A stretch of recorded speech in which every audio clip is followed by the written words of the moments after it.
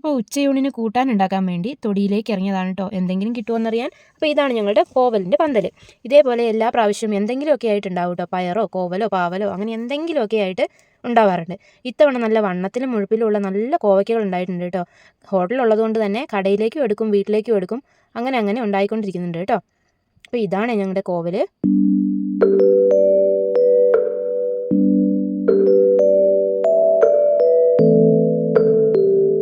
ഈ കോവയ്ക്കയുടെ വലിപ്പം കണ്ടോ, ഒരു കറിക്ക് അത്യാവശ്യത്തിന് 2-3 എണ്ണം ഉണ്ടെങ്കിൽ തന്നെ ധാരാളം മതി.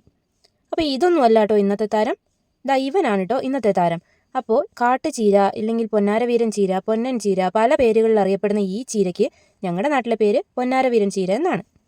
ഇന്നത്തെ ഉച്ചയൂണിന് കൂട്ടായിട്ട് ഇവൻ ഇരിക്കട്ടെ എന്നാണ് കേട്ടോ ഞാൻ ആലോചിക്കുന്നത്. അപ്പോൾ ഇത് നമുക്ക് ഒന്ന് നുള്ളി എടുത്താലോ.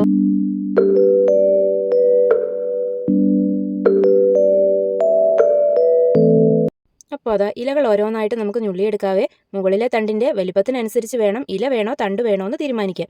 അപ്പോൾ ഇതാ പറിച്ചെടുത്ത് ഒരു പാത്രത്തിലേക്ക് ആക്കിയിട്ടുണ്ട് കേട്ടോ. കറിക്ക് ആവശ്യത്തിനുള്ളത് കിട്ടിയിട്ടുണ്ട്. ഇനി ഇത് കഴുകി വൃത്തിയാക്കി എടുക്കാമേ. അതുപോലെ തന്നെ തേങ്ങ പൊട്ടിച്ച് തേങ്ങയും ചിരകി എടുത്തു കഴിഞ്ഞാൽ നമുക്ക് കൂട്ടാൻ തയ്യാറാക്കാം.